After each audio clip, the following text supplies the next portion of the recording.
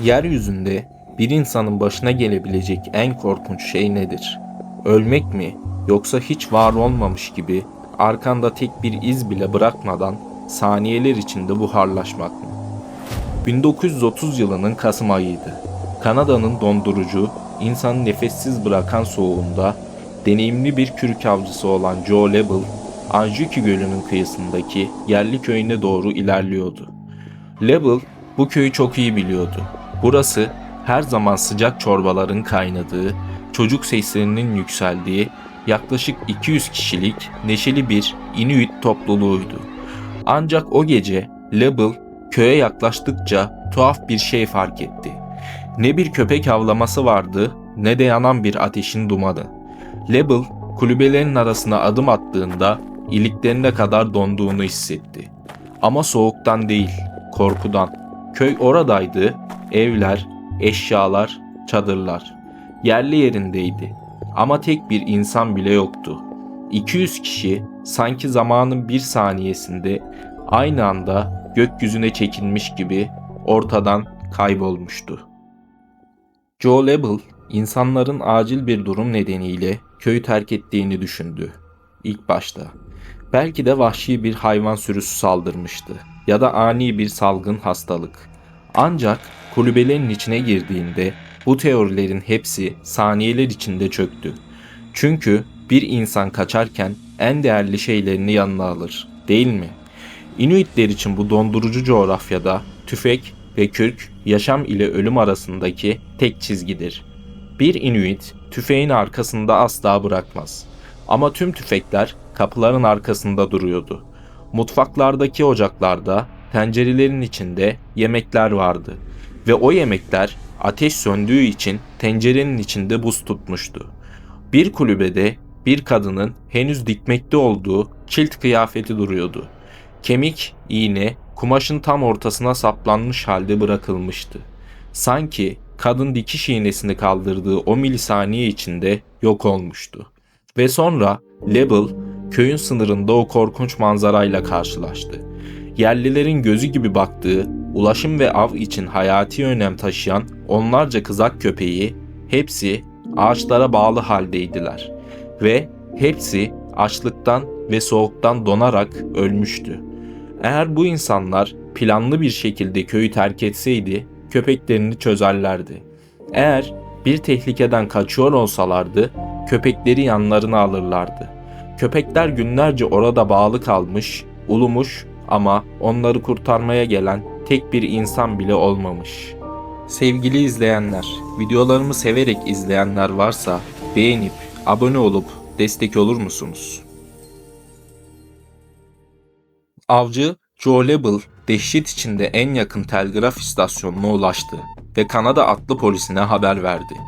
Günler sonra köye ulaşan polis şefi ve dedektifler Lebel'ın anlattıklarından çok daha korkunç bir şey keşfettiler. Köyün hemen arkasındaki antik mezarlık alt üst edilmişti. Inuit kültüründe ataların mezarlarına saygı en kutsal kanundur. Mezara dokunmak lanetlenmek demektir. Ancak mezarlıktaki tüm kabirler tek tek kazınmıştı. Ve işin en tuhaf yanı neydi biliyor musunuz? O mevsimde Kanada'da toprak adeta bir mermer kadar serttir. Toprağı kazmak için metal kazmalar ve saatler süren bir çalışma gerekir. Ama birileri ya da bir şey o dondurucu sertlikteki toprağı saniyeler içinde sökmüş. Mezarların içindeki cesetleri alıp götürmüştü. Vahşi hayvanlar olamazdı. Çünkü mezar taşları düzgünce kenara istiflenmişti. Yaşayanlar yok olmuştu ve şimdi ölüler de gitmişti. Polis soruşturmayı derinleştirdikçe o bölgeye yakın rotalarda seyahat eden diğer avcılarla ve korucularla görüştü ve dosya resmi olarak açıklanamayan olay kategorisine girdi. Çünkü köyün kaybolduğu tahmin edilen o gece Anjikini Gölü yönünde kamp yapan 3 avcı gökyüzünde normalin dışında şeyler gördüklerini iddia ettiler. Gökyüzü kuzey ışıkları ile parlamıyordu. Hayır, bulutların arasında yönünü sürekli değiştiren, yapay olduğu çok belli olan mavi ve turuncu ışık küreleri uçuyordu. Bu ışıklar Tam olarak Anjuki Gölü köyünün üzerinde saatlerce asılı kalmış ve ardından göz açıp kapayıncaya kadar dikey bir hızla uzay boşluğuna doğru kaybolmuştu. Resmi raporlara göre polisin köyde yaptığı araştırmalar hiçbir mücadele izi bulunamadı. Tek bir damla kan yoktu. Barut kokusu yoktu. Boğuşma izi yoktu. Sanki 200 insan günlük işlerini yaparken bir anda görünmez bir el tarafından havaya kaldırılmıştı. Peki bu mümkün olabilir miydi? Olayın üzerinden neredeyse bir asır geçti ve teoriler üretilmeye devam etti.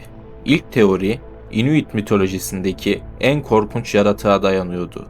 Wendigo. Yerliler köyün lanetlendiğini ve et yiyen o kadim iblisin tüm köyü yuttuğuna inanıyordu.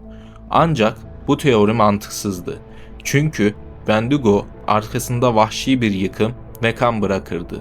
Köy ise tertemizdi. İkinci teori tabii ki gökyüzündeki ışıklar nedeniyle toplu bir uzaylı kaçırılmasıydı. Ufologlar mezarların açılmasını bile dünya dışı varlıkların insan DNA'sını inceleme isteğine bağlıyordu. Ancak yıllar sonra bazı araştırmacılar olayın arkasındaki asıl şoku ortaya çıkardı. Aslında Anjikuni yerleşim yeri 2000 kişilik devasa bir köy değildi. O dönemde orada yaşayanların sayısı muhtemelen sadece 30-40 kişiydi.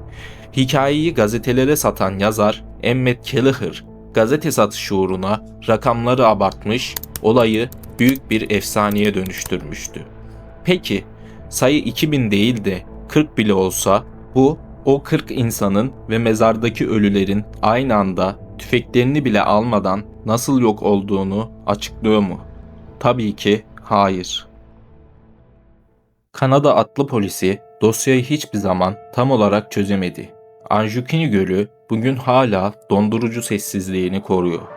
O gece orada ne yaşandıysa karların altında sonsuza dek gömülü kaldı. Sizce o gece o köyde ne oldu? Donmuş toprağı kazıp ölüleri bile alan o güç neydi? Teorilerinizi yorumlara yazın. Arşive not düşelim.